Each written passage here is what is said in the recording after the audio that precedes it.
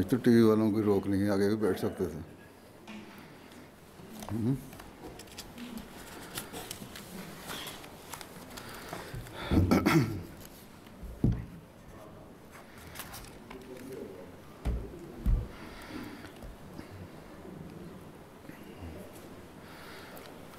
آ جائیں تھوڑا سا آگے پیچھے، باہر سے بھی کسی نے آنے تو آ جائیں گے۔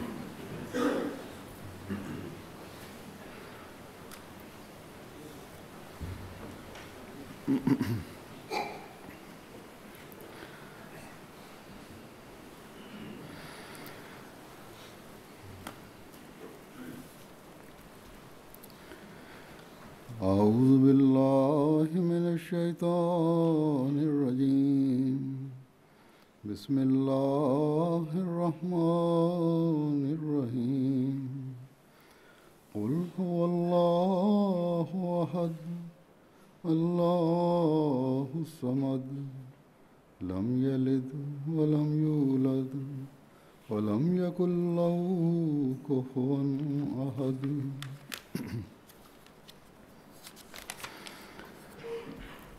بسم الله الرحمن الرحيم قل أعوذ برب الفلق من شر ما خلق ومن شر غاسق إذا وقب ومن شر النفاثات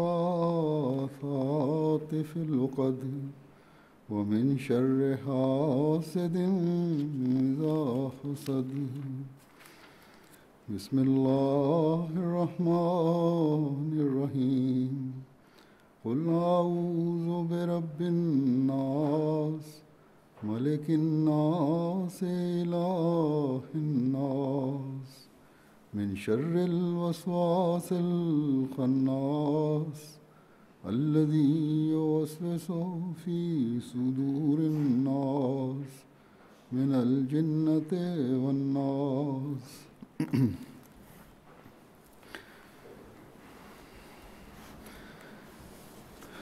ابھی ان 3 صورتوں کا مختصر درس ہوگا، پھر انشاءاللہ اختتامی دعائیں۔ پہلی سورت جو میں نے تلاوت کی ہے وہ سورہ اخلاص ہے۔ اس میں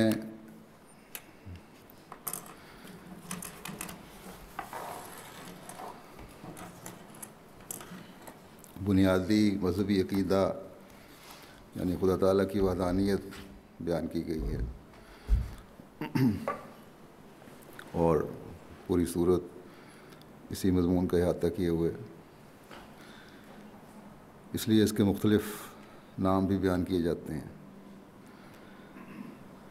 مثلاً التفرید، کیونکہ خدا تعالیٰ کے ایک ہونے اور تثلیث کی تردید کا اس میں بیان ہے۔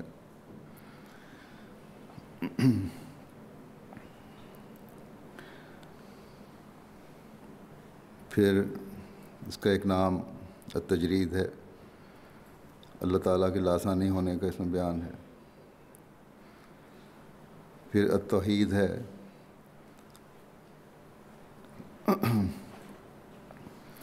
توحید کا ایسا واضح بیان کسی اور کتاب میں نہیں ہے، جیسا کہ قرآن کریم میں بیان کیا گیا ہے اور پھر اس صورت میں بیان ہوا ہے۔ حضرت مسیح موعود علیہ الصلوۃ والسلام فرماتے ہیں کہ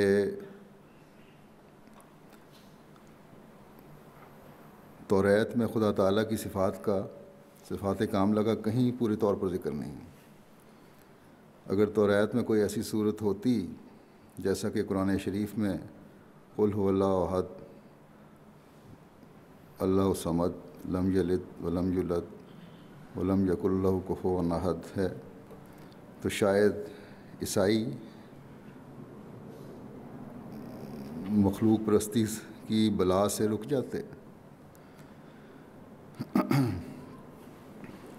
لیکن بدقسمتی کے باوجود اس صورت ہونے کے مسلمانوں میں بہت سے ایسے ہیں جو مخلوق پرستی کی بلا میں مبتلا ہیں، قبروں کا پوجنا، پیری فقیری۔ اس لیے حضرت مسیح علیہ الصلوۃ والسلام نے فرمایا ہے کہ پیر پرست اور ولی پرست نہ بنو، بلکہ ایک احمدی کو پیر بننا اور ولی بننا چاہیے۔ وہ صفات اپنے اندر پیدا کرو جو ایک ولی اور پیر کے لیے ضروری ہیں۔ اللہ تعالیٰ سے وہ تعلق پیدا کرو جو تمہیں اس مقام تک لے جائے، اور وہ خالص توحید کی پیدا کرنے سے ملتا ہے۔ پھر اس کا ایک نام المعرفہ ہے۔ اللہ تعالیٰ کی معرفت اس کلام کے ذریعے سے حاصل ہوتی ہے۔ حدیث شریف میں آتا ہے، حضرت جابر سے روایت ہے کہ ایک شخص نے نماز پڑھتے ہوئے سورہ اخلاص کی تلاوت کی تو آن حضرت صلی اللہ علیہ وسلم نے فرمایا اس شخص نے اپنے رب کی معرفت حاصل کر لی۔ لیکن یہ بھی واضح ہو کہ صحابہ اکرام رضوان اللہ علیہم کا قرآن پڑھنا دل کی آواز اور دل کی گہرائی کے ساتھ ہوتا تھا۔ ایک ایک لفظ کو وہ سمجھتے تھے، پڑھتے تھے، غور کرتے تھے، اور حضرت صلی اللہ علیہ وسلم کے قوت کثری کی وجہ سے، آپ کی براہ راست تربیت کی وجہ سے ان کے اندر ایک خوف اور خشیت تھا جس کا اظہار وہ کرتے تھے، اور تبھی پھر یہ معرفت ان کو حاصل ہوتی تھی۔ پھر اس کا ایک نام الصمد بھی ہے۔ اس میں اللہ تعالیٰ کی صفت صمد کا ذکر ہے، جس میں اس بات کا ذکر ہے کہ کائنات کا ہر ذرہ اللہ تعالیٰ کا محتاج ہے۔ صمد اس چیز کو کہتے ہیں جس کی طرف مشکل وقت میں مدد کے لیے جایا جائے، جس سے مشکل وقت میں مدد طلب کی جائے، اور خدا تعالیٰ ہی وہ ذات ہے جو تمام مشکلات کا حل کرنے والا ہے، تمام پریشانیوں سے نکالنے والا ہے، جس کا یہ اعلان ہے کہ میرا بندہ جب مجھے پکارتا ہے تو میں اس کی پکار سنتا ہوں اور اسے مشکلات سے نکالتا ہوں۔ پھر اس کا یہ مطلب بھی ہے صمد کا کہ جس کے اوپر کوئی نہ ہو، سب سے بالا۔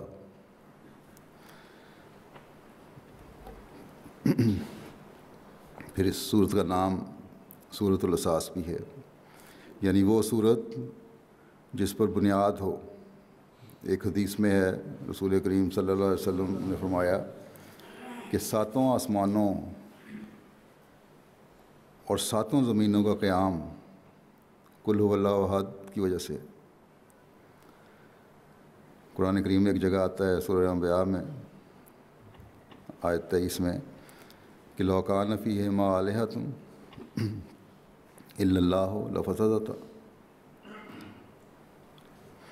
کہ اگر زمین و آسمان میں اللہ تعالیٰ کے سوا کوئی اور بھی معبود ہوتا تو ایک فساد برپا ہو جاتا، زمین و آسمان کا نظام درم بھرم ہو جاتا۔ اللہ تعالیٰ نے یہاں یہ واضح فرما دیا کہ توحید کا عقیدہ ہی اس دنیا اور اس کائنات کی آبادی کا ذریعہ ہے۔ یا اللہ تعالیٰ جو ایک ہے، اس کی ذات ہی ہے جس نے اس زمین و آسمان کو اپنے دائرے کے اندر رکھا ہوا ہے، ہر چیز توازن کے ساتھ چل رہی ہے۔ پھر اس سورت کا نام سورۃ النور بھی ہے۔ اس کی وجہ یہ ہے، ایک حدیث میں آتا ہے کہ حضرت صلی اللہ علیہ وسلم نے فرمایا کہ ہر چیز کا ایک نور ہوتا ہے، اور قرآن کریم کا نور قل هو اللہ احد ہے۔ اسی طرح اس سورت کے اور بھی بہت سے مفسرین نے نام کسی نہ کسی حوالے سے بیان کیے ہیں۔ سورہ اخلاص بھی اس کا ایک نام ہے، جسے ہم جانتے ہیں ہم سارے۔ یہ بندے کے اندر اخلاص پیدا کر کے اس کا خدا تعالیٰ سے تعلق جوڑتی ہے، جیسا کہ میں نے پہلے بھی کہا کہ اس کے گہرے معنی پر غور کیا جائے اور قرآن تو پھر ہی یہ تعلق جڑتا ہے۔ اسی طرح باقی قرآن کریم کی آیات ہیں، صورتیں ہیں، ان پر غور کر کے انسان کا تعلق خدا تعالیٰ سے جڑتا ہے۔ حضرت صلی اللہ علیہ وسلم نے یہ صورت قرآن کریم کی سب سے اہم اور اعظم صورت کا ہے۔ حضرت عائشہ رضی اللہ عنہا سے روایت ہے کہ حضرت صلی اللہ علیہ وسلم روزانہ رات کو سورہ اخلاص اور آخری 2 صورتیں سورۃ الفلق اور سورۃ الناس پڑھ کر ہاتھ پر پھونک کر اپنے جسم پر ہاتھ پھیرا کرتے تھے۔ اللہ تعالیٰ کے فضل سے احمدیوں میں اس کا بڑا رواج ہے اور اس کو رواج دینا چاہیے تاکہ رات سوتے وقت بھی اللہ تعالیٰ کی توحید کا خیال رہے، اللہ تعالیٰ کی پناہ کا خیال رہے، ہر قسم کے شر سے، ہر قسم کے فساوت سے، ہر قسم کی برائیوں سے، اور ایک پاک ذہن لے کے انسان سوئے تاکہ صبح ایک نئی اس پاک سوچ کے ساتھ اٹھے۔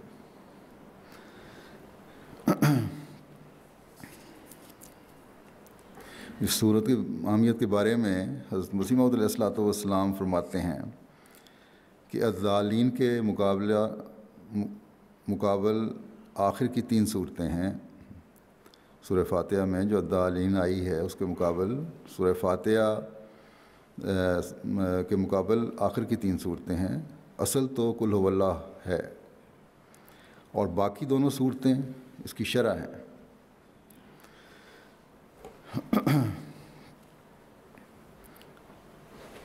تو یہ ہے سورۃ الاخلاص کی اہمیت۔ اصل میں اس سورت کی اہمیت اس وجہ سے بھی ہے کہ جہاں سورہ فاتحہ قرآن کریم کا خلاصہ مانی جاتی ہے، قرآن کریم میں بھی اس کا ذکر ہے، وہاں سورہ اخلاص اور آخری دونوں صورتیں سورہ فاتحہ کے مضامین کا اعادہ کرتی ہیں۔ سورہ فاتحہ میں بھی کامل توحید کا اظہار رب العالمین کہہ کر کیا گیا ہے۔ اسی طرح ایاک نعبد و ایاک نستعین کی آیت بھی توحید کی طرف اشارہ کرتی ہے، کامل عبودیت کی طرف توجہ دلاتی ہے۔ اسی طرح ہدایت اور انعامات کے حصول کے لیے خدا تعالیٰ کی طرف جھکنے اور اس پر توکل کرنے کا مضمون ہے۔ یہی مضمون سورہ اخلاص میں ہے، توحید بھی ہے اور توکل بھی اور گمراہی سے بچنا بھی۔ جب خالص توحید اور کامل توکل خدا تعالیٰ پر ہوگا تو پھر گمراہی اور شرک کے فتنے سے بھی انسان بچے گا۔ اسی طرح سورہ فلق اور سورہ ناس کے مضامین میں سورہ فاتحہ کے مضامین سے ملتے جلتے مضامین ہیں،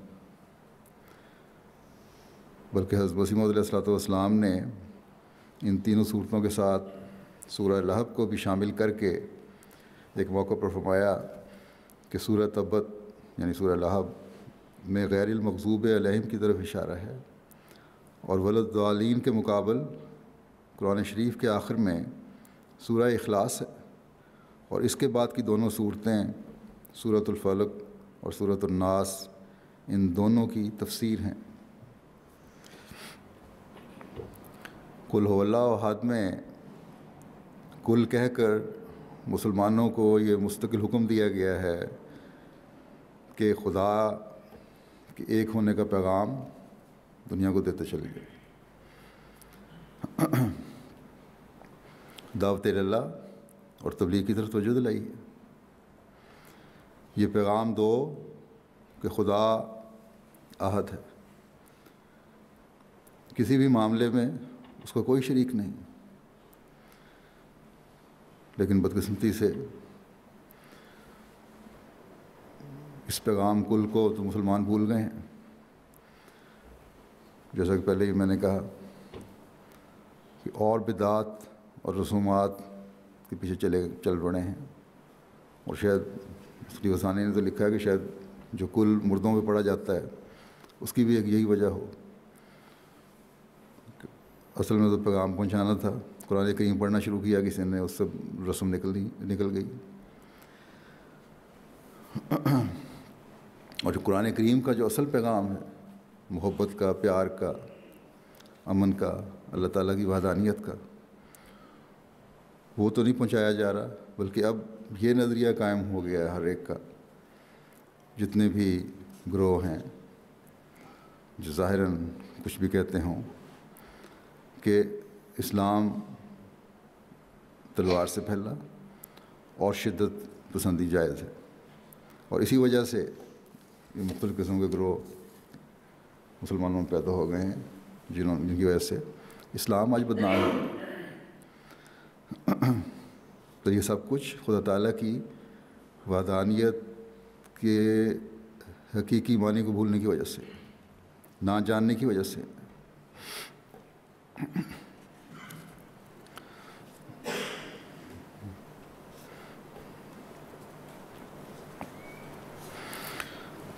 خدا تعالیٰ کے لیے واحد کا لفظ بھی استعمال ہوا ہے.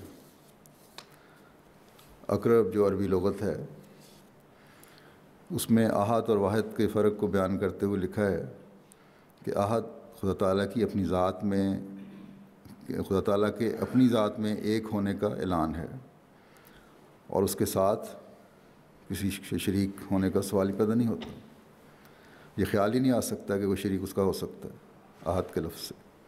لیکن واحد کا لفظ جب بولا جاتا ہے تو وہاں صفات میں واحد ہونا مراد ہے, یعنی اپنی صفات میں کامل ہے, اس کے علاوہ کوئی اور وجود نہیں جو اپنی صفات میں کامل ہو.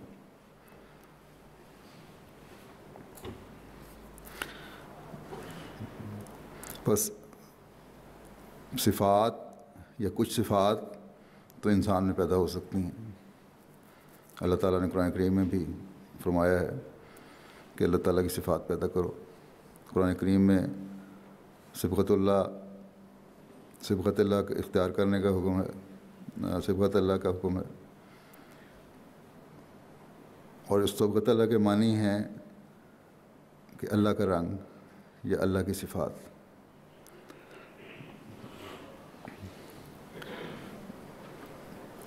بخاری کی ایک حدیث بھی ہے, حضرت صلی اللہ علیہ وسلم نے فرمایا کہ اللہ تعالیٰ نے آدم کو اپنی صورت پر پیدا کیا ہے. اللہ تعالیٰ کا آدم کو اپنی صورت پر پیدا کرنا صفات الہیہ کا مظہر بننے کی طرف ہی اشارہ ہے. بس انسان بعض صفات یا اللہ تعالیٰ کی صفات ایک حد تک تو پیدا کر سکتا ہے, اور ایک مومن کو اس کے لیے کوشش بھی کرنی چاہیے.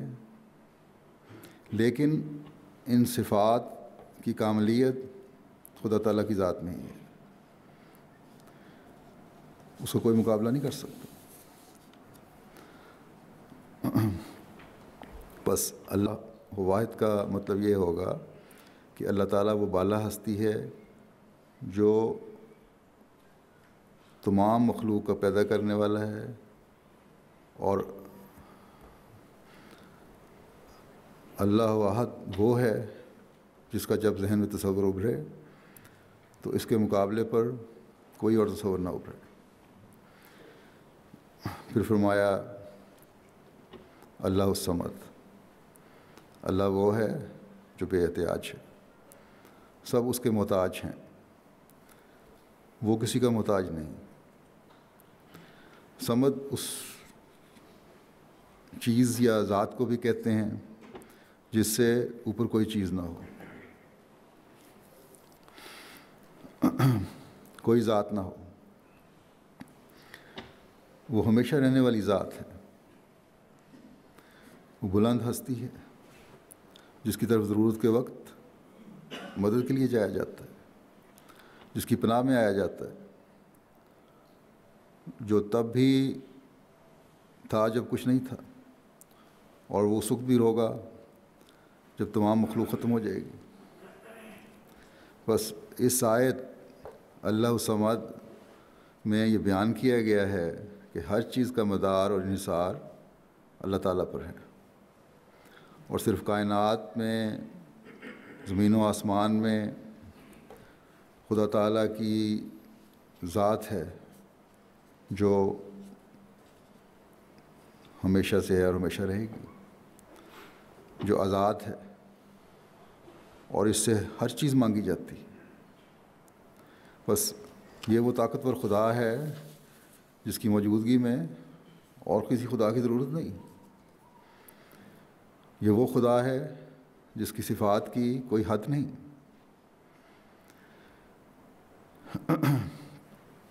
پھر اگلی آیت میں لم یلد ولم یولد، نہ اس نے کسی کو جنا نہ وہ جنا گیا، یہاں یہ فرما کر کہ نہ اس کا کوئی بیٹا ہے نہ وہ کسی کا بیٹا ہے، اللہ تعالیٰ کی کہ ایک ہونے، احد ہونے کا اعلان کیا گیا ہے۔ الصمد ہونے کا مزید اظہار کیا گیا ہے، یعنی اللہ تعالیٰ تمام ضرورتوں سے بالا ہے، کیونکہ کسی حاجت مند کو ہی مدد کی ضرورت ہوتی ہے، اور اللہ تعالیٰ تو الصمد ہے، اس کو کسی مدد کی ضرورت نہیں ہے، اس کی طرف مدد کے لیے جایا جاتا ہے۔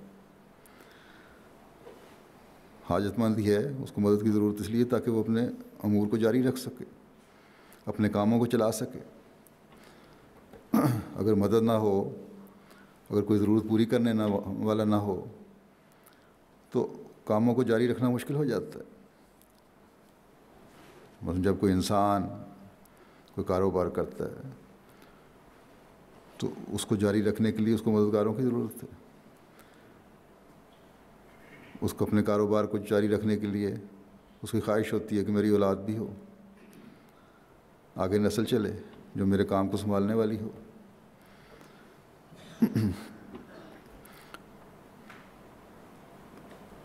اس کی فکر ہوتی ہے، اور فکر اس لیے ہوتی ہے کہ اس کی ضرورت بھی ہے۔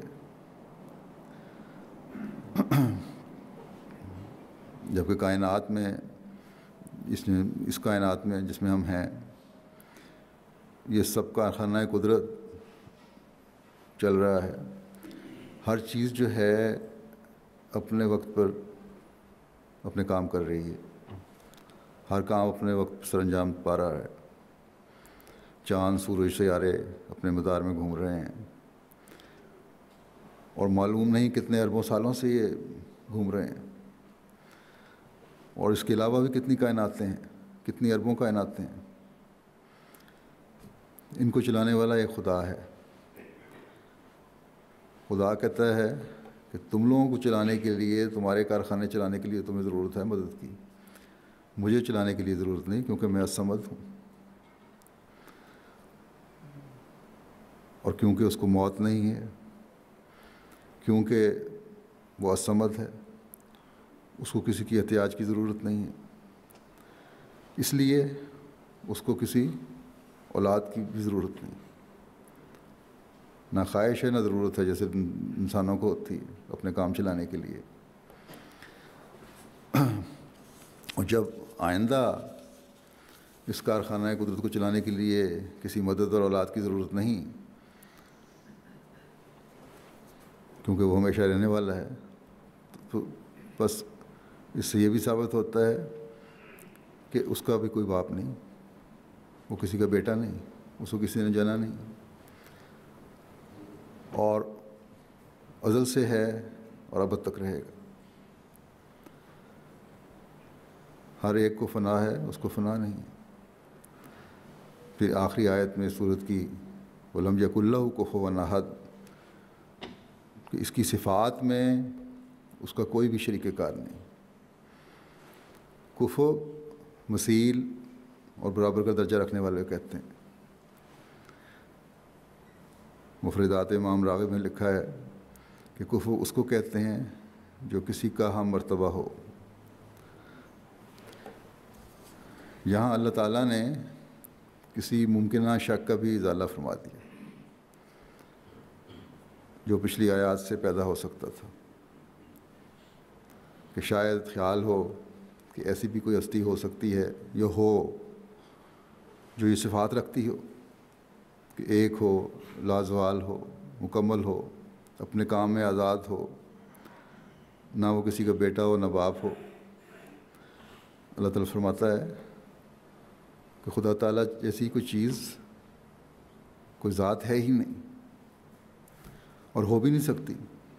جیسا کہ میں نے پہلے بھی بیان کیا ہے کہ اللہ تعالیٰ نے سورہ انبیاء میں فرمایا ہے کہ اگر ایسی دو ہستیاں بھی ہوتی تو ایک فساد پڑ جاتا، کیونکہ اگر ایک جیسی ہیں تو اس کا مطلب ہے کہ ایک ان میں سے ایک کام کر رہی ہے، ایک بیکار بیٹھی ہے،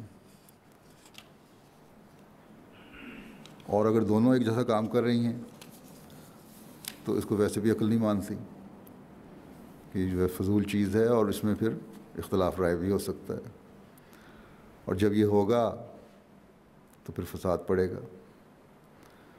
بیکار بیٹھی ہوگی ایک ہستی تب فساد پڑے گا کہ میں نے کام کرنا ہے۔ سیاروں ستاروں کی گردش اور کشش میں تو معمولی تبدیلی بھی کائنات کو تباہ کر سکتی ہے، بس اختلاف رائے ذرا سا بھی ہو جائے تو یہ تو ایک ایسا بڑا فساد ہے جیسا اللہ تعالیٰ نے فرمایا کہ کائنات تباہ و برباد ہو جائے۔ بس یہ توازن جو ہے، یہ توازن کا نظام جو ہے، یہ بھی ایک خدا کے ہونے کی دلیل ہے جو سب طاقتوں کا مالک ہے۔ بس یہ صورت خدا تعالیٰ کی کامل اور مکمل وحدانیت کا اعلان کرتی ہے، اور دوسرے مذاہب کی اس بات کو رد کرتی ہے کہ خدا تعالیٰ کی مدد کے لیے کوئی اور خدا بھی ہے، یا خدا تعالیٰ نے کوئی بیٹا بنایا ہے، یا اور معبود بنائے ہوئے ہیں کام کرنے کے لیے رکھے ہوئے ساتھی، بلکہ اس بات کی بھی نفی کرتی ہے کہ کوئی روح یا مادہ یا کوئی بھی چیز اللہ تعالیٰ کے ساتھ قائم رہ سکے۔ بس اسلام کا خدا تمام کمزوریوں سے پاک، ایک ناقابل مثال، ہمیشہ رہنے والا اور مکمل خدا ہے۔ یہ وہ اعلیٰ ترین تعریف ہے اسلام کے خدا کی جس کا کوئی مذہب مقابلہ نہیں کر سکتا، یعنی خدا تعالیٰ کی ایسی تعریف کسی صحیفے میں ہمیں نہیں ملتی۔ اگلی سورۃ الفلق ہے اور اس کے بعد سورۃ الناس۔ ان دونوں صورتوں کا سورہ اخلاص سے یہ تعلق ہے، ایک تعلق ہے، جیسا کہ میں نے بیان کیا۔ حضرت مسیح موعود علیہ الصلوۃ والسلام نے فرمایا ہے کہ دو صورتیں سورۃ الفلق کی شرح ہیں۔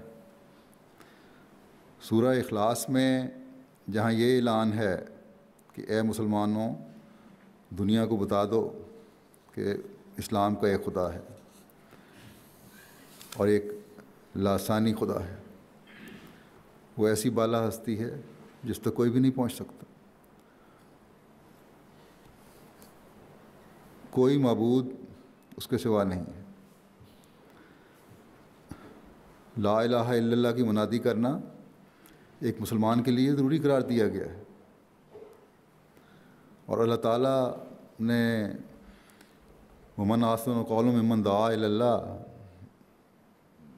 جو کہا ہے، یہ کہہ کر یہ اعلان فرما دیا ہے کہ اس سے بہتر کسی مسلمان کے لیے کوئی بات نہیں کہ وہ لا الہ الا اللہ کہہ کر اللہ تعالیٰ جو واحد و یگانہ ہے اس کی طرف بلانے کے لیے کہ ہر وقت کوشش کرتا رہے اور کوئی موقع حاصل نہ جانے دے۔ ان صورتوں میں جو سورۃ الفلق اور سورۃ الناس کے نام سے جانی جاتی ہیں، اس بات کی طرف ہی توجہ دلائی گئی ہے کہ تم خدا تعالیٰ کی طرف بلانے کے لیے، بلانے کے کام کو بلا خوف و خطر کرو اور کرتے چلے جاؤ۔ جو خدا تعالیٰ نے یہ کہا ہے کہ میری طرف بلاؤ، تو اول تو سورہ اخلاص میں ہی الصمد کہہ کر یہ تسلی دلا دی کہ میں محفوظ پناہ گاہ ہوں اس لیے اس کے لیے فکر کی ضرورت نہیں ہے کہ کیا ہو جائے گا، کیا نتائج نکلیں گے۔ توحید کے پھیلانے کے کام کو کبھی نہ چھوڑنا، یہ ہر مسلمان کے لیے فرض قرار دیا گیا ہے، اور وہ کام اسی وقت سر انجام دے سکتا ہے توحید کے پھیلانے کا جب ہر ایک خود توحید کی حقیقت کا فہم اور ادراک رکھتا ہو اور اس پر عمل کرنے والا ہو۔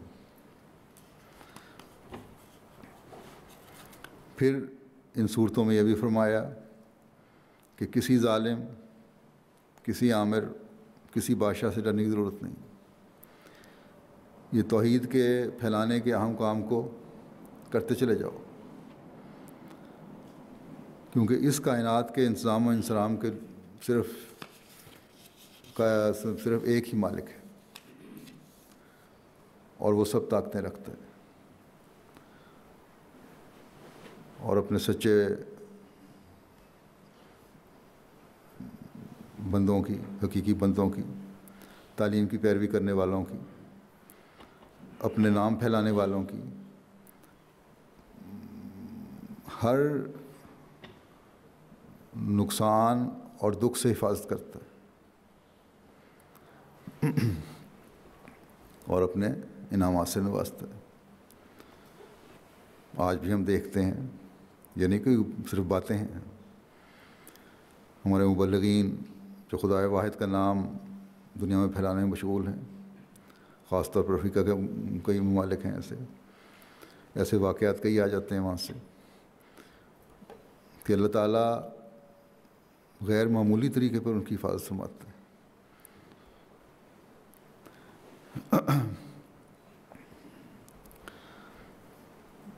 اور یہ نظارے ہم عموماً دیکھتے ہیں، اگر بظاہر کہیں کچھ نقصان نظر بھی آتا ہو تو اللہ تعالیٰ ایسے نقصان کے بدلے میں سینکڑوں گنا انعامات سے نوازتا ہے، اور جنتوں کی جان کا بھی خطرہ ہو تو پھر جنتوں کی بشارت دیتا ہے، اور ایسی بشارتیں ہیں کہ جن کو سن کر، جن کو دیکھ کر ایک مومن ہر وقت ہر قربانی کے لیے تیار رہتا ہے، اور خدا کی راہ میں تکلیفیں بھی پھولوں کی سیج نظر آتی ہیں۔ بہرحال یہ ایک الگ مضمون ہے، اس کا قرآن کریم میں کئی جگہ بیان بھی ہوا ہے، اس کی تفصیل میں تو اس وقت نہیں جایا جا سکتا۔ اس وقت ان 3 صورتوں کے بارے میں بیان کر رہا ہوں۔ ان صورتوں میں مومنوں کو اس طرح توجہ دلائی گئی ہے کہ سیدھے راستے سے ہٹنے سے بچنے اور طاغوتی طاقتوں اور شیطانوں کے حملے کے شر سے بچنے کے لیے جو مادی نقصان بھی پہنچا سکتی ہیں، روحانی ترقی میں روک کا باعث بھی بن سکتی ہیں، خدا تعالیٰ کی پناہ میں آنے کی کوشش کرو۔ تمہاری مادی نقصان سے بچنے کے لیے بھی، تمہاری روحانی ترقی کے لیے بھی خدا تعالیٰ کی پناہ ہی اصل پناہ ہے، اس کے علاوہ کہیں جاؤ گے نقصان اٹھاؤ گے۔ اس لیے جیسا کہ بیان ہوا کہ حضرت صلی اللہ علیہ وسلم رات سونے سے پہلے یہ صورتیں پڑھا کرتے تھے۔ آپ صلی اللہ علیہ وسلم کو تو خدا تعالیٰ نے ابتدا سے اور ہمیشہ کے لیے شیطان کے مس سے پاک کر دیا۔ آپ نے فرمایا تھا کہ میرا شیطان تو مسلمان ہو گیا، جو ہر شخص کے ساتھ لگا ہوا ہے، اس میں کی رگوں میں خون کی طرح دوڑ رہا ہے۔ اصل میں تو آپ کی دعائیں امت کے لیے تھیں، اور امت کو بتانے کے لیے تھیں کہ یہ دعائیں اور ان صورتوں کے مضامین کی طرف توجہ تمہیں توحید پر قائم رکھے گی اور دنیاوی جاہ و حشمت اور روب دجال سے بچائے گی۔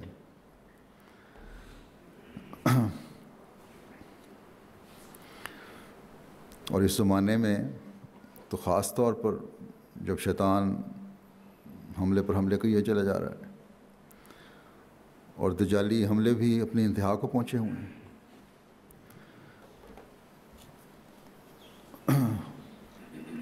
اور مسیح موعود علیہ الصلوۃ والسلام کو خدا تعالیٰ نے ان سے بچانے کے لیے بھیجا ہے، ان حملوں سے. احمدیوں کو تو خاص طور پر یہ صورتیں بڑی غور سے پڑھنی چاہیے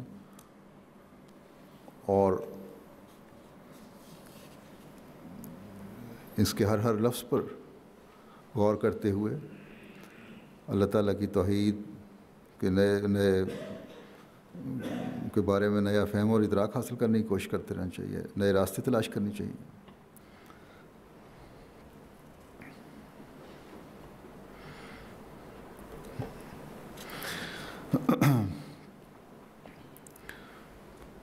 سورۃ الفلق جو ہے اس میں فلق کے معنی ہیں صبح ہونا، پاؤں پھٹنا، تمام مخلوق بھی اس کا معنی ہے. جہنم بھی ہے، کسی سچائی کو چھپانے کے بعد اس کا ظاہر ہونا بھی اس کے معنی میں آتا ہے.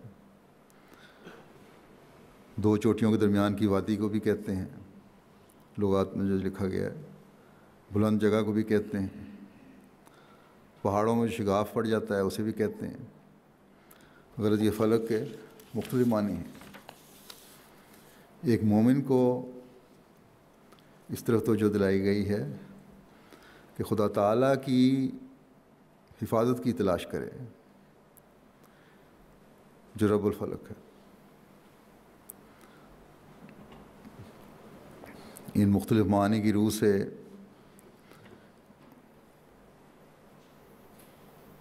ان دعاؤں کی طرف توجہ دلائی گئی ہے جو ایک مومن کو ہمیشہ اللہ تعالیٰ سے کرتے رہنا چاہیے. ایک مومن یہ دعا کرے کہ اسلام پر اندھیرا زمانہ گزر جانے کے بعد جب طلوع صبح ہو، مسیح موعود کا ظہور ہو، تو پھر اللہ تعالیٰ اپنے وعدے کے مطابق اس صبح کو جاری رکھے. اگر مسلمان یہ دعا کرتے ہیں اور کریں تو اللہ تعالیٰ یقیناً انہیں صحیح راستے پر چلائے گا اور مسیح موعود کی آمد کی خبر دے. یہی اہدنا الصراط المستقیم میں اللہ تعالیٰ نے فرمایا ہے.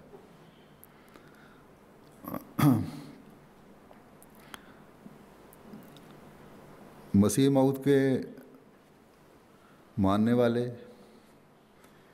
اسلام کی روشن اور خوبصورت تعلیم کو دنیا میں پھیلانے کے لیے ہمیشہ کوشش کرتے رہیں. ان کے لیے یہ حکم ہے. مسیح موعود کے بعد، حضرت مسیح موعود علیہ الصلوۃ والسلام کے بعد خلافت احمدیہ کا جو دور تا قیامت جاری رہنا ہے اس کے لیے دعا ہے کہ اللہ تعالیٰ تا قیامت اپنی پوری آب و تاب کے ساتھ یہ دور خلافت احمدیہ کو چمکتا رکھے اور اسلام اپنی فتوحات کی منازل طے کرتا چلا جائے. یہ دعا کرے ایک مومن کہ خدا تعالیٰ اسے ہر مخفی اور ظاہر شر سے محفوظ رکھے. ہر اس شر سے جو کسی بھی جسمانی کمزوری کی وجہ سے ہے، موروثی ہے، ماحول کی وجہ سے ہے. ماحول بھی بڑا اثر ڈالتا ہے کمزوریوں پر. علم میں کمی کی وجہ سے ہے یا کسی بھی طرح کے دوسرے شر ہیں جو انسان کی زندگی کو متاثر کرنے والے ہیں، ان سے پناہ مانگے.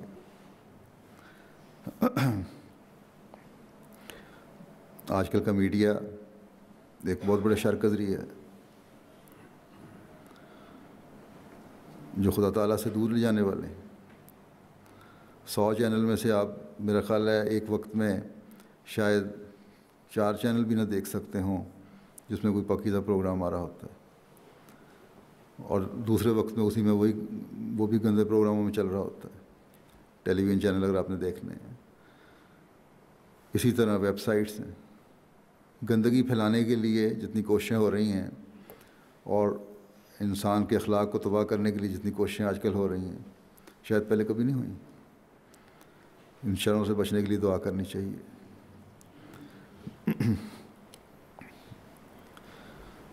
پھر مخالفین احمدیت اور اسلام کے بہت اعتراضات ہیں، ان کا شر ہے. بعض نوجوان، بعض کم علم نہ ہونے کی وجہ سے پریشان ہو جاتے ہیں. اس لیے ایک تو علم کو بڑھا کر بھی شر کا مقابلہ کرنا چاہیے. یہاں اس کے معنی بھی یہی ہیں کہ کسی بھی قسم کے علم کی کمی کے شر سے بھی اللہ تعالیٰ بچائے.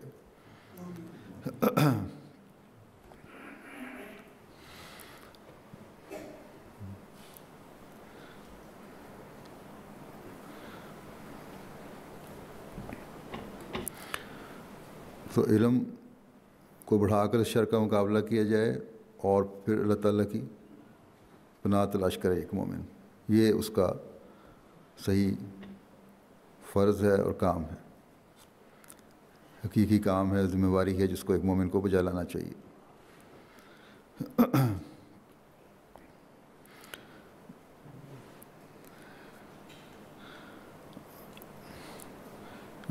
قل اعوذ برب الفلق من شر ما خلق کی دعا اس لیے سکھائی ہے کہ شر سے بچنے کے لیے خدا تعالیٰ کا سہارا بہت ضروری ہے. اللہ تعالیٰ کے علاوہ اور کوئی نہیں جو انسان کو برائیوں سے، شر سے بچا سکے. اس لیے ایک مومن کو یہ دعا کرنی چاہیے کہ اللہ تعالیٰ اسے دنیا میں بھی جہنم کے عذاب سے بچائے اور اگلے جہان میں بھی. دنیا کی لہو و لعب، بیماریاں، تکلیفیں ایک قسم کی جہنم ہی ہیں جو انسان کی بے چینی کا باعث بنتی ہیں ایک وقت میں جا کے. بعض بیماریوں کی وجہ، بعض برائیوں کی وجہ سے بعض بیماریاں پیدا ہو جاتی ہیں. اب آج کل جو دنیا میں ایڈز کی بیماری ہے وہ برائیوں کی وجہ سے پیدا ہوتی ہے اکثر، جہاں جہاں بھی ہے، جو مستقل پھر یہ بیماریاں جو ہیں مستقل ایک جلن کی کیفیت رکھتی ہیں.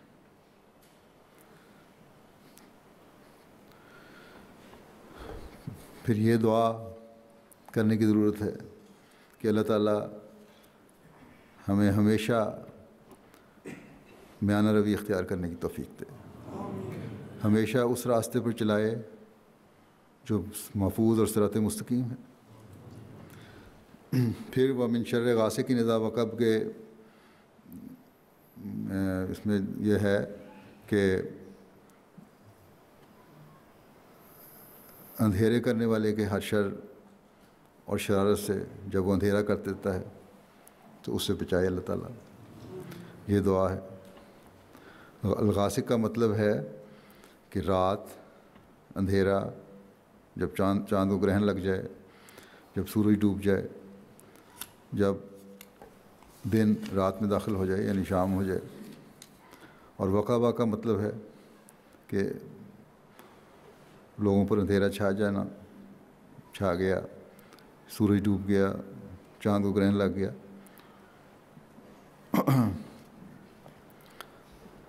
پھر پہاڑوں کی دراڑوں کا بھی مطلب ہے اس کا. اس میں ان شرور کا ذکر ہے جب سچائی کی روشنی بجھ جائے گی اور گناہوں کے اندھیرے اور ناانصافی اور ظلم کی حکمرانی ہو جائے گی.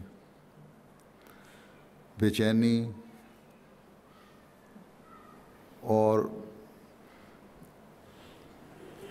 غریب کے حقوق غصب کرنے کا رواج عام ہو جاتا ہے.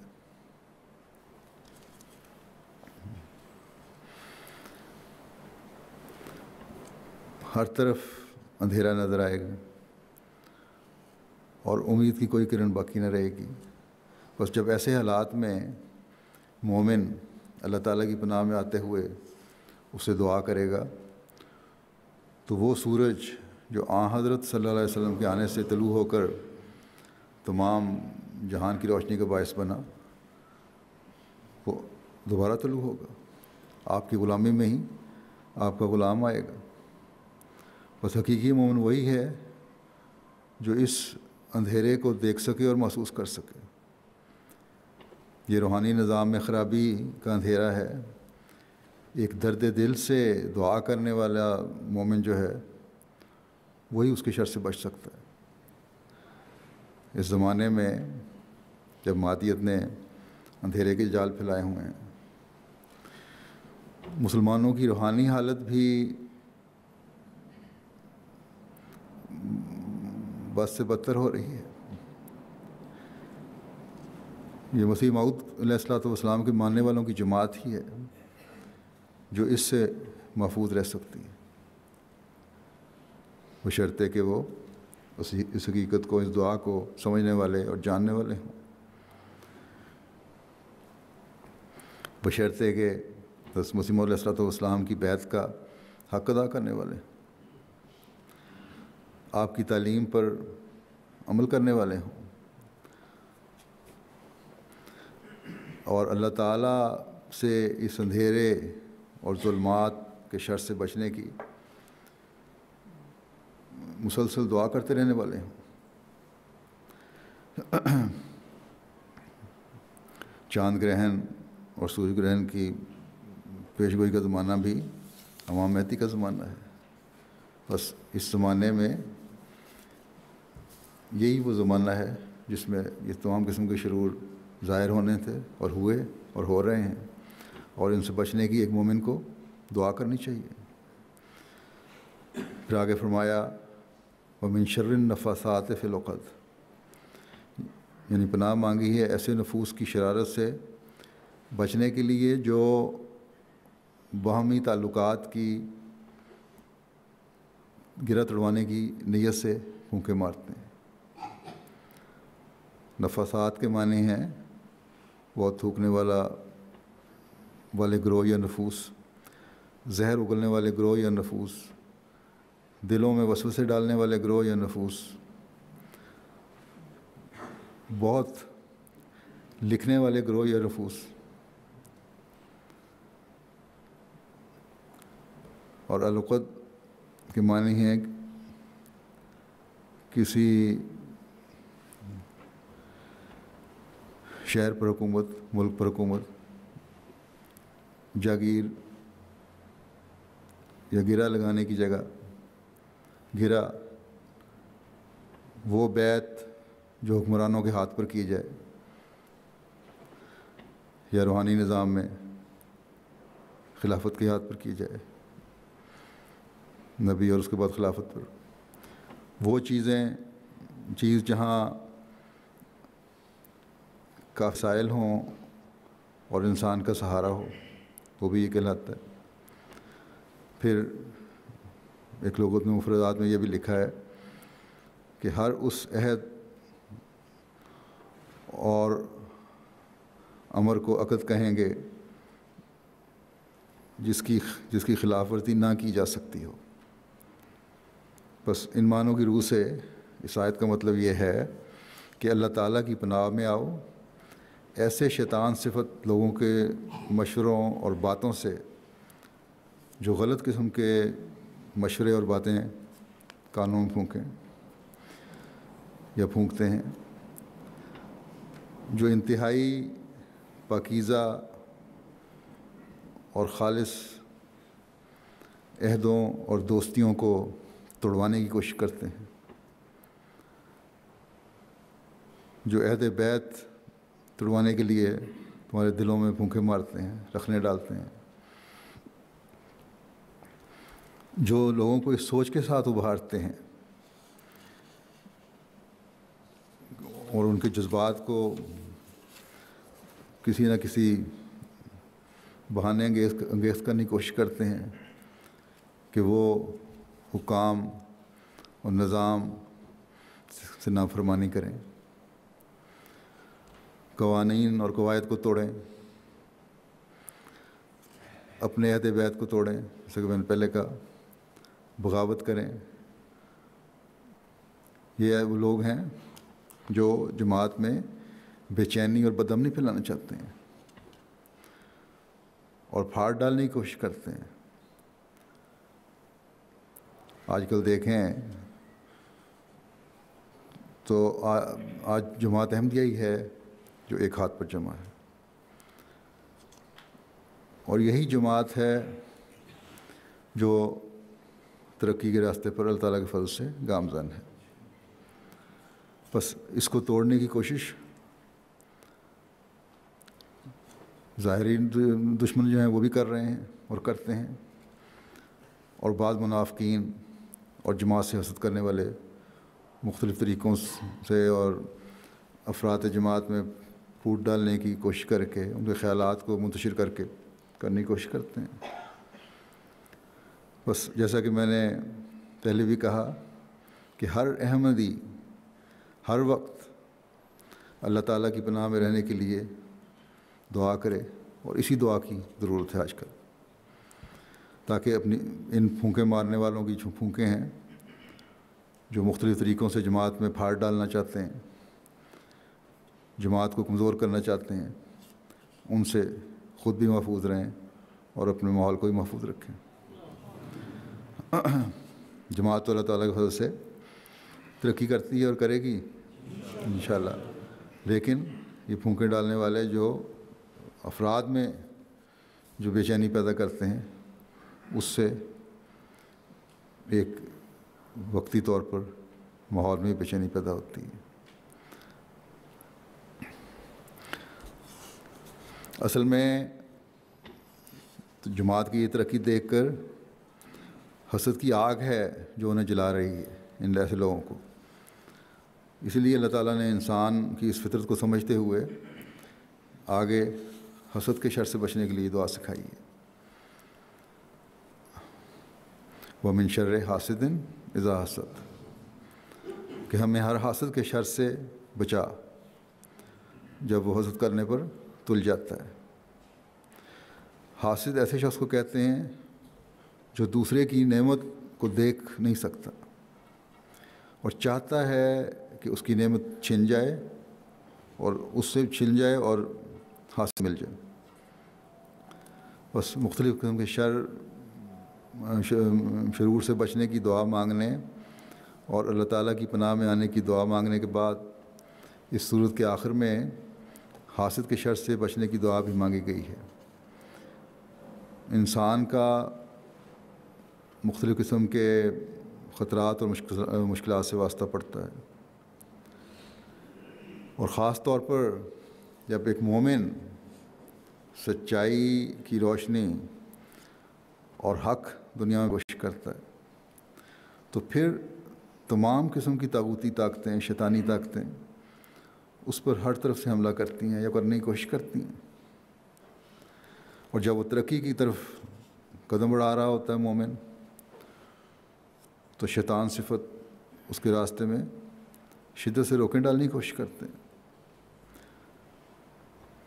جب کامیابیاں حاصل ہو رہی ہوتی ہیں تو حاسدین اس کو، ایک مومن کو، اس کے محنت کے پھلوں سے محروم کرنا چاہتے ہیں. بس ایسے زمانے میں جب حاسدین کا شر انتہا کو پہنچ گیا ہو اور پہنچ جاتا ہے تو اللہ تعالیٰ فرماتا ہے کہ رب الفلق کی تلاش کرو جو تمہیں کامیابیاں عطا فرمائے اور حاسدین کے شر سے بچائے. بس عالم اسلام کے لیے بھی ہم نے دعا کرنی ہے،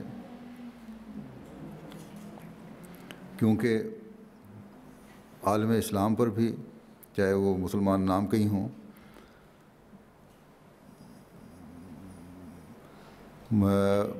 اسلام کے مخالفین کی نظر ہے اور ہر طرح سے عالم اسلام کو کمزور کرنا چاہتے ہیں، ان کے خزانوں پر قبضہ کرنا چاہتے ہیں اور اپنی معیشت کو مضبوط کرنا چاہتے ہیں. یہ بیوقوفی اور کم عقلی مسلمان لیڈروں کی بھی ہے جو بعض مخالفین اسلام کے ہاتھوں میں کھلونا بن جاتے ہیں لیکن ان کی اس بیوقوفی کی وجہ سے عالم اسلام کو نقصان پہنچ رہا ہے. اس کے لیے ہمارے پاس اور تو کوئی ذریعہ نہیں. ہم نے ہی دعا کر کے کرنی ہے تاکہ اللہ تعالیٰ ان کو عالم اسلام کو بچا لے, مخالفین اسلام, دشمنان اسلام سے بچا لے. اصل میں یہ حسد کی آگ ہے جو ان لوگوں کے دلوں میں ہے. بعض ممالک ایسے, اسلامی ممالک ایسے ہیں جن کے پاس قدرتی وسائل ہیں, گو ان قدرتی وسائل سے وہ استفادہ اس طرح نہیں کر رہے جس طرح کرنا چاہیے, لیکن بہرحال ان کی دولت نظر آ رہی ہے, اور یہ دولت وہ چاہتے ہیں کہ ان کے پاس جانے کے بجائے ہمارے پاس آ جائے. اور حسد کی آگ کی وجہ سے مختلف طریقوں سے پھر یہ ان سے دولت چھیننے کی کوشش کر رہے ہیں, کہیں حملے کر کے, کہیں میٹھے بول بول کے. بس اگر عالم اسلام کو, امت مسلمہ کو بچانا ہے تو یہ حقیقی مومنین کی دعا سے بچ سکتے ہیں. اور اس لیے یہ آج احمدی کا فرض ہے کہ بہت دعائیں کریں. پھر آخری سورۃ الناس ہے. اس میں بھی شیطانی طاقتوں کا ذکر ہے, اور انسانوں کے رب, انسانوں کے بادشاہ اور انسانوں کے معبود کی پناہ میں آنے کی دعا مانگی گئی ہے تاکہ شیطان کے ہر قسم کے وساوت سے انسان محفوظ رہے.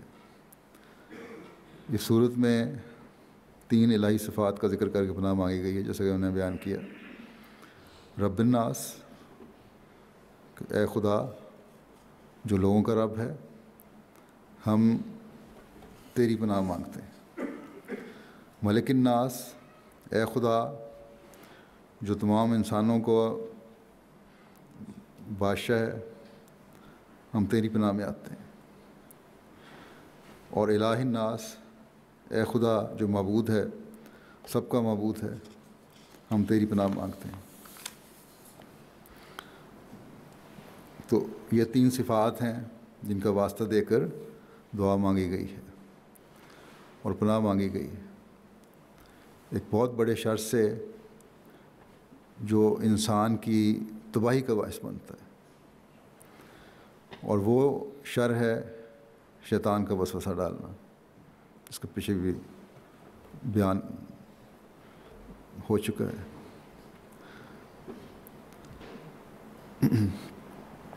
آج کل بھی شیطان کا وسوسہ ڈالنا مختلف ذرائع سے ہے, اور ایک ذریعہ ان میں سے, جیسا کہ پہلے میں نے کہا,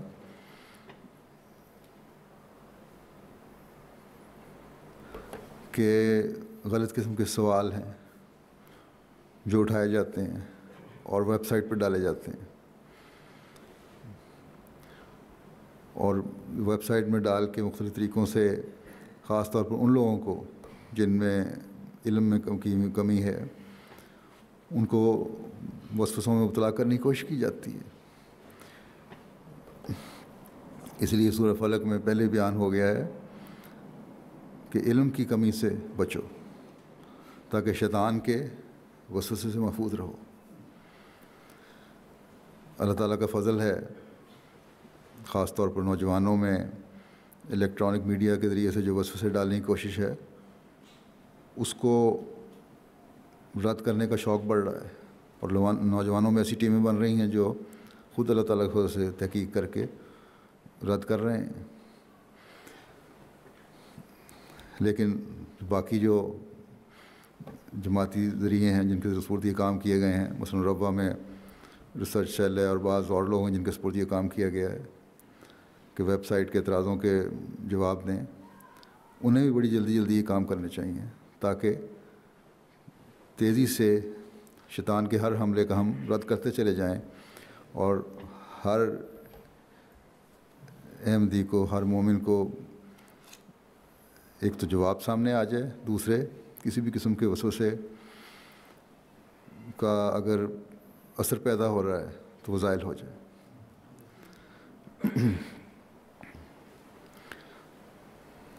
کیونکہ اس زمانے میں مسیح موت غلاموں کا ہی کام ہے کہ اسلام کے خلاف بھی اور حضرت صلی اللہ علیہ وسلم کے غلام صادق کے خلاف بھی جو مختلف قسم کے اعتراضات ہو رہے ہیں وہ ان کا جواب دے کر دشمن کا منہ بند کریں۔ بہرحال یہ وسوسے کا شر ہے جو مختلف ذریعوں سے پھیلایا جاتا ہے، اور شیطان نے اپنے مختلف ذرائع اس کے لیے ذرائع کو بروئے کار لاتا ہے، استعمال کرتا ہے، اور اس کے لیے ایک جال پھیلانے کی کوشش شروع کی ہوئی ہے آج کل۔ اس لیے اس کے رد کے لیے بھی ہمیں اسی طرح بھرپور کوششیں کرنی ہوں گی۔ اس صورت میں ان 3 پناہوں کا ذکر اس لیے کیا گیا ہے کہ شیطان 3 طرح سے گناہوں پر ابھارتا ہے۔ جب انسان دوسرے انسان کو رب، ملک اور خدا سمجھتا ہے تو پھر حقیقی خدا کو بھول جاتا ہے۔ جب اسے اپنے رزق کا ذریعہ سمجھے کسی دوسرے کو، جب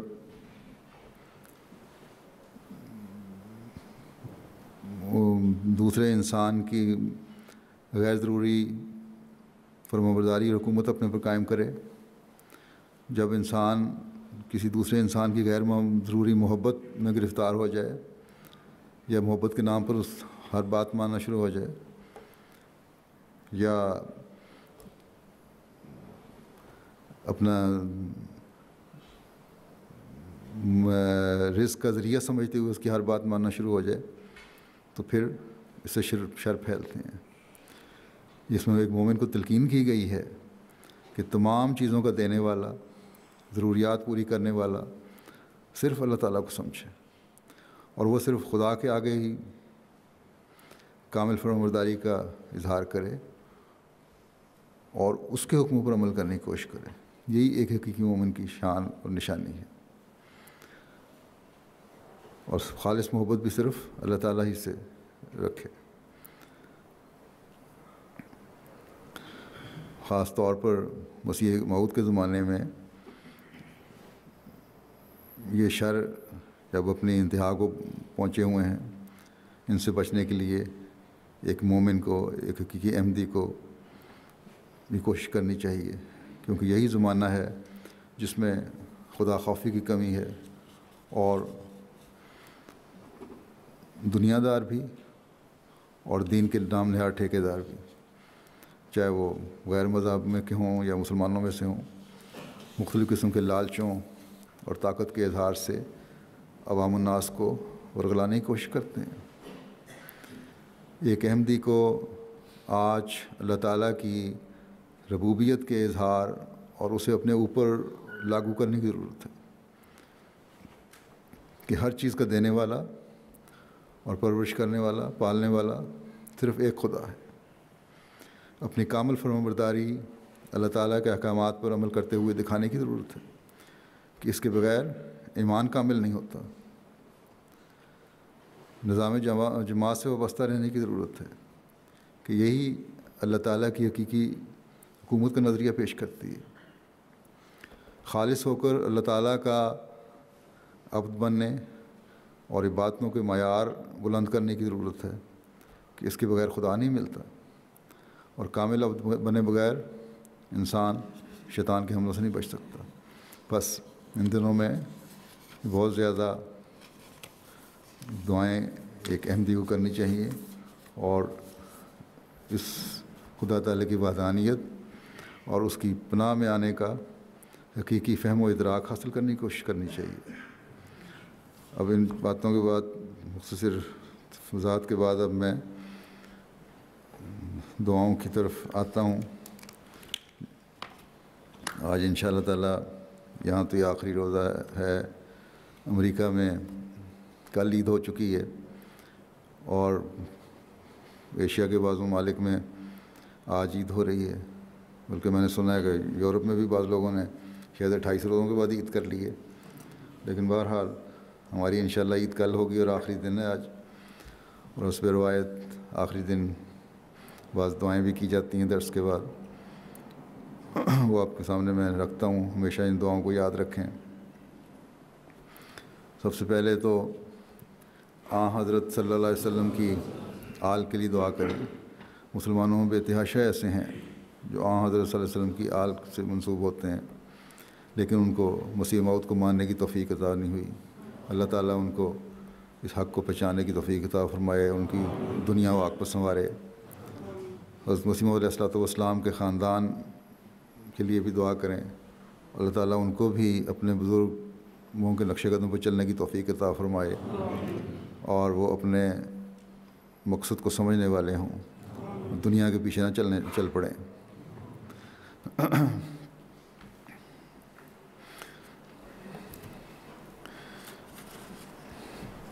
عالم اسلام کے لیے جیسے پہلے ہی میں نے کہا، عمومی دعائیں کہ خدا انہیں باہمی اتحاد اور ہمدردی عطا فرمائے اور آپس کی پھوٹ کی وجہ سے یا لالچوں کی وجہ سے دشمن جو فائدے اٹھا رہے ہیں ان سے اللہ تعالیٰ ان کو عقل دے اور وہ اللہ تعالیٰ کی طرف جھکنے والے ہوں، خدا واحد کو پہچاننے والے ہوں، تاکہ دشمن کے شر سے بچیں۔ اللہ تعالیٰ کے آگے جھکتے ہوئے، توبہ کرتے ہوئے اس سے گڑ گڑا کر مانگیں تاکہ اللہ تعالیٰ ان پر رجوع پر رحمت ہو۔ نظام جماعت عالمگیر کے لیے اور تمام احباب و خواتین جماعت عالمگیر کے لیے دعائیں کریں، اللہ تعالیٰ ہر ایک کو ہر شر سے بچائے، ہر احمدی کو اپنا عہد بیعت پورا کرنے کی توفیق عطا فرمائے، اسے نظام جماعت سے چمٹائے رکھے۔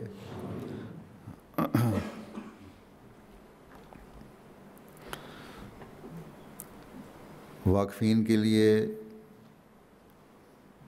اور وقفین نو کے مجاہدین کے لیے بھی، ان میں سے بھی بہت سارے ہیں جو اب میدان عمل میں آ چکے ہیں، اللہ تعالیٰ ان کو بھی صحیح طرح خالص ہو کر وقف کی روح کے ساتھ خدمت کرنے کی توفیق عطا فرمائے، اور واقفین نو جو ابھی تک میدان میں نہیں آئے ان کو اللہ تعالیٰ اپنے وقف کو نبھانے کی، اپنے والدین کے عہد کو پورا کرنے کی توفیق عطا فرمائے۔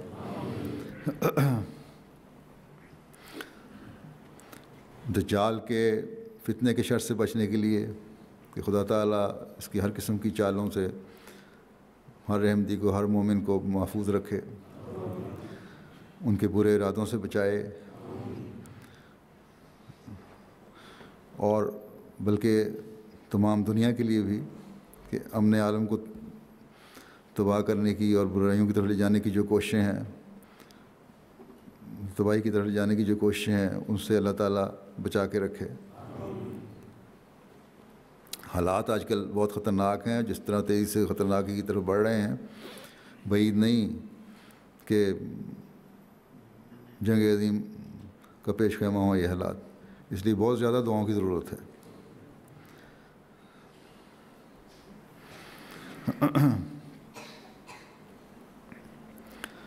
شہدائے احمدیت کے لیے اور ان کے پسماندگان کے لیے اللہ تعالیٰ ان کی خود حفاظت فرمائے، ان پسماندگان کی اپنی حفاظت میں رکھے، ہر شر سے محفوظ رکھے۔ اسیران راہ مولا کی ابھی بھی ہیں بعض جگہ پہ، ان کی اسیر ہیں، جلد آزادی ہو، انڈونیشیا میں بھی ہیں اور جگہوں پہ بھی، پاکستان میں بھی ہیں میرا خیال ہے چند ایک ابھی۔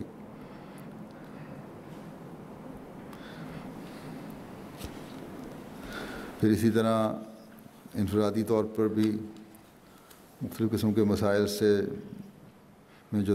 جو دو چار ہیں لوگ، ان کے لیے دعا کریں اللہ تعالیٰ ان کے مسائل کو حل کرے۔ تمام بیماروں کے لیے دعا کریں اللہ تعالیٰ ان کو بیماریوں سے شفا دے۔ ان کے لیے بھی دعا کریں جن پر مختلف قسم کی چٹیاں پڑی ہوئی ہیں، اللہ تعالیٰ ان کو ان چٹیوں سے نجات دلائے، چاہے وہ ان کی بیوقوفیوں سے وجہ سے ہیں یا کسی بھی وجہ سے ہوئی ہیں۔ جو قرضوں کے بوجھ تلے دبے ہوئے ہیں اللہ تعالیٰ ان کو قرضوں سے نجات دلائے۔ سب مصیبت زدگان کے لیے جو سیاسی ظلموں کا نشانہ بنے ہوئے ہیں دنیا میں یا مذہبی ظلموں کا نشانہ بنے ہوئے ہیں، اللہ تعالیٰ ان کو ان سے نجات دلائے، یا قومی تعصبات کا نشانہ بنے ہوئے ہیں اللہ تعالیٰ ان کو نجات دلائے۔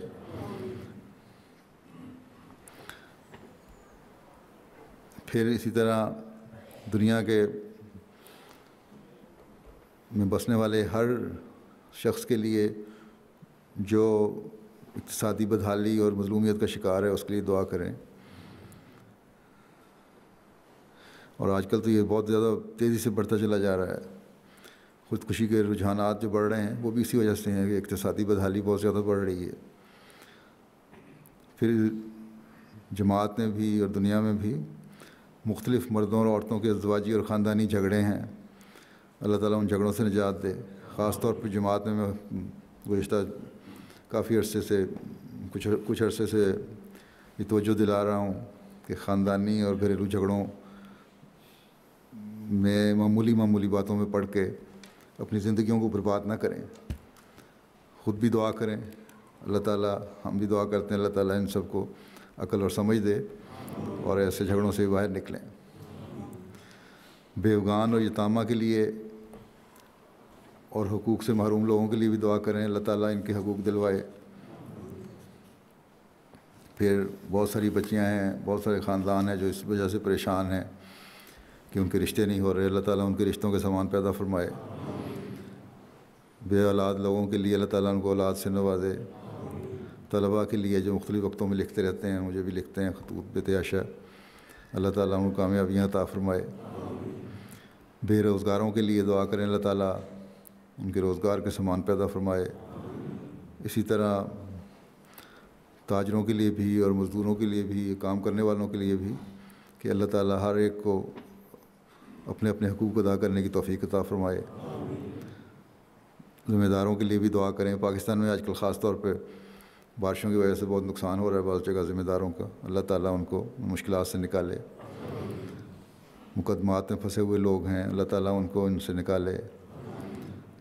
درویشان قادیان اور اہل ربا کے لیے دعا کریں، اللہ تعالیٰ درویشان قادیان نے ایک لمبا عرصہ درویشی میں گزارا اور تکلیف اور مشکلات میں گزارا، اب اللہ کے فضل سے وہ اس حالات سے تو نکل گئے ہیں، لیکن بہرحال ایک قربانی ہے جو انہوں نے دی۔ اللہ تعالیٰ ان کی اولادوں کے لیے بہت دعا کرنے کی ضرورت ہے، اللہ تعالیٰ ان کی اولادوں کو اپنے بزرگوں کی نیکیوں کو قائم رکھنے کی توفیق عطا فرمائے، اور وہ اس بات کو سمجھنے والے ہوں کہ ہمارے بزرگوں کی قربانیوں کی وجہ سے ہمیں کس طرح اپنی زندگیاں گزارنی چاہیے تاکہ ہم بھی جماعت کے لیے مفید اور کارآمد وجود بن سکیں۔ اہل ربا کے لیے، اہل پاکستان کے لیے بہت بڑی مشکلات میں گرفتار ہیں، ہر روز دھڑکا ہے، گھر سے باہر نکلتے ہیں تو سمجھ نہیں آتی کہ گھر والوں کو یہ دعائیں کر رہے ہوتے ہیں کہ، اور خود بھی اس کو احساس ہوتا ہے اتنی شام کو میں گھر پہنچوں گا کہ نہیں۔ تو اس لحاظ سے بہت زیادہ ضرورت ہے پاکستان میں ایک تو عمومی افراتفری اور لاقانونیت ہے، لیکن احمدیوں کے لیے خاص طور پر دو طرح کی تلوار لٹک رہی ہے۔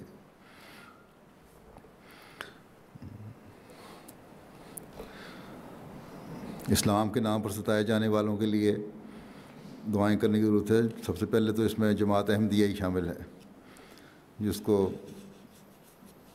دنیا میں مختلف جگہوں پر جو مذہب کے نام پر جن کو ستایا جا رہا ہے۔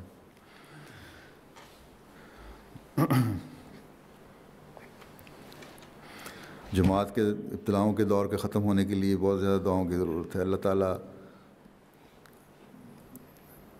یہ دور جلد ختم فرمائے۔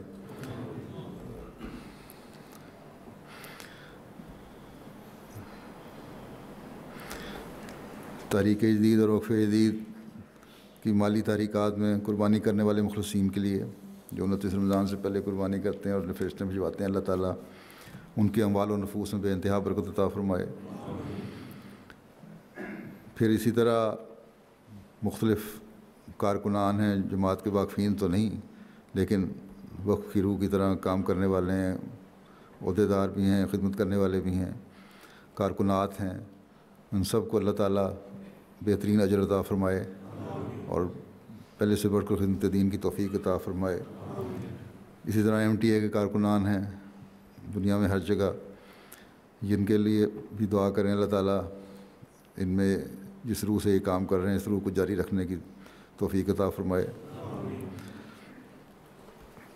مختلف مسائل میں گرفتار لوگ ہیں، بہرحال اللہ تعالیٰ ہر شخص کو، ہر احمدی کو، ہر پریشان حال کو اپنی حفاظت میں رکھے اور ان کی مشکلات دور فرمائے۔ اب بعض دعائیں ہیں جو میں پڑھتا ہوں۔ اللہم انا نجعلک فی نحورہم ونعوذ بک من شرورہم۔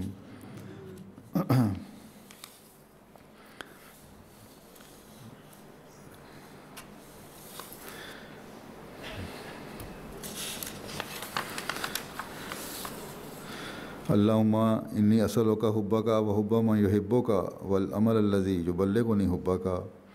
اللہم اجعل حبک احب الی من نفسی و اہلی ومن الماء البارد۔ اے میرے اللہ، میں تجھ سے تیری محبت مانگتا ہوں اور ان لوگوں کی محبت جو تجھ سے پیار کرتے ہیں، اور اس کام کی محبت جو مجھے تیری محبت تک پہنچا دے۔ اے میرے خدا، ایسا کر کہ تیری محبت مجھے اپنی جان، اپنے اہل و عیال اور ٹھنڈے شیریں پانی سے زیادہ پیاری اور اچھی لگے۔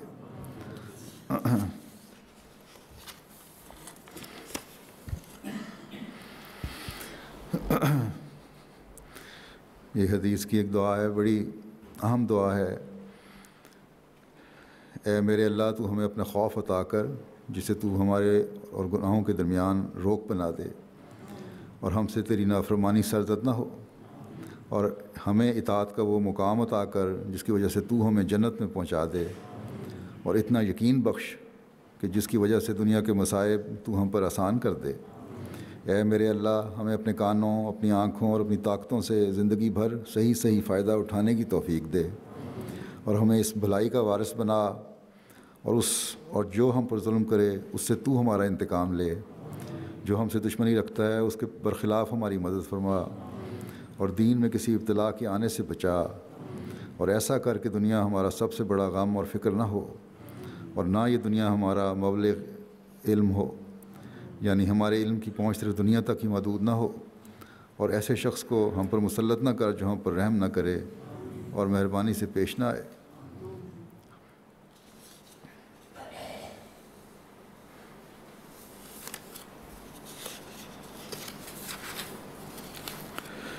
یا مقلب القلوب ثبت قلبی علی دینک۔ اے دلوں کے پھیرنے والے، میرے دل کو اپنے دین پر ثابت قدم رکھ۔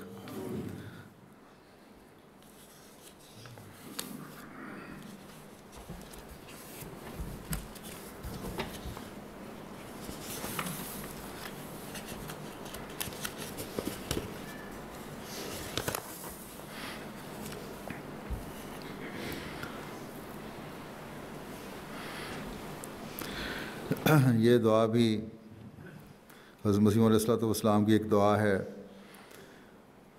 جو کرنی چاہیے۔ حضرت مسیح علیہ السلام نے اپنی مہمات میں تنہائی کے زمانے میں درد دل سے خدا تعالیٰ کے حضور انصار دین عطا کیے جانے کے لیے دعا کی تھی، جس کا ذکر حضرت مولانا نور الدین صاحب خلیفۃ المسیح اول کے نام اپنے خط میں کیا ہے۔ رب آتینی من لدنک انصارا فی دینک واذھب عنی حزنی واصلح لی شانی کلہ لا الہ الا انت۔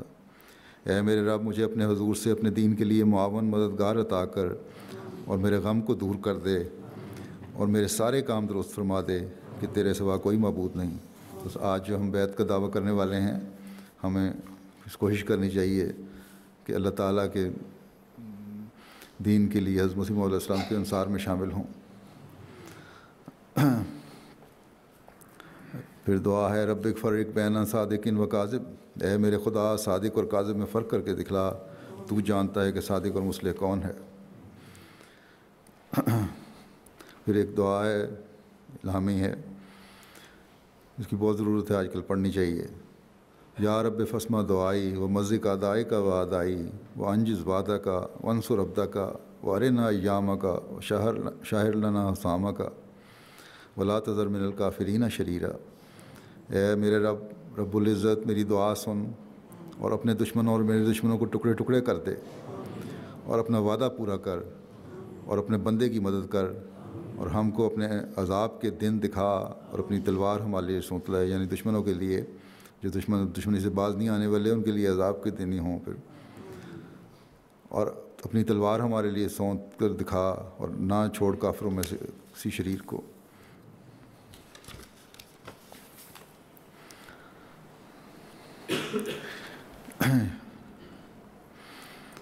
یا رب انصر عبدک واخذل اعداءک استجبنی یا رب استجبنی۔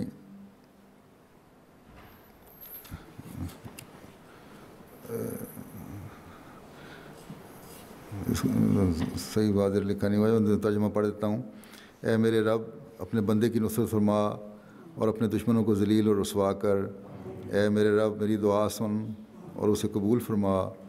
کب تک تجھ سے اور تیرے رسول سے تمسخر کیا جاتا رہے گا، اور کس وقت تک یہ لوگ تیری کتاب کو جھٹلاتے اور تیرے نبی کے حق میں بد کلامی کرتے رہیں گے۔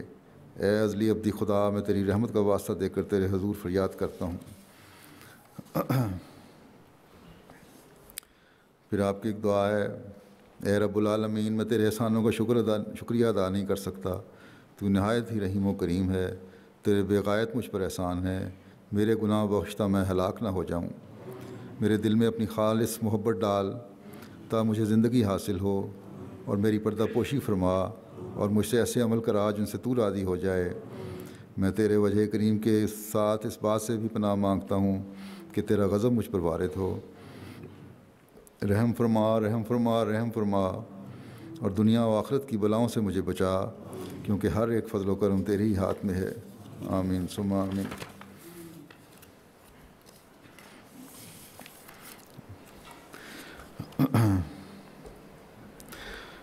ایک حدیث میں آتا ہے حضرت صلی اللہ علیہ وسلم یہ دعا آپ کیا کرتے تھے کہ اللہم ربنا آتنا فی الدنیا حسنۃ وفی الآخرۃ حسنۃ وقنا عذاب النار۔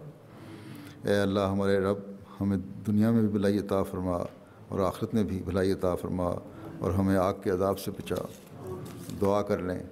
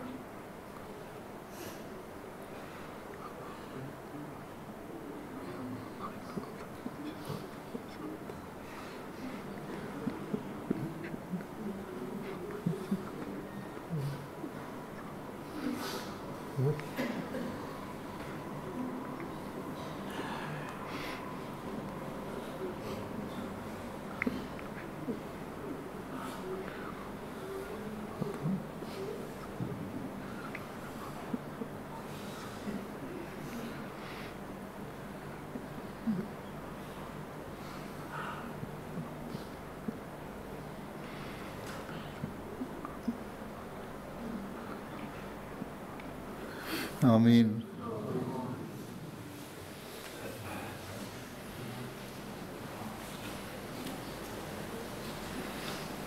وضو جنہوں نے کرنا ہے کر رہے ہیں، جا کے اس کو نماز کے لیے آ جائیں۔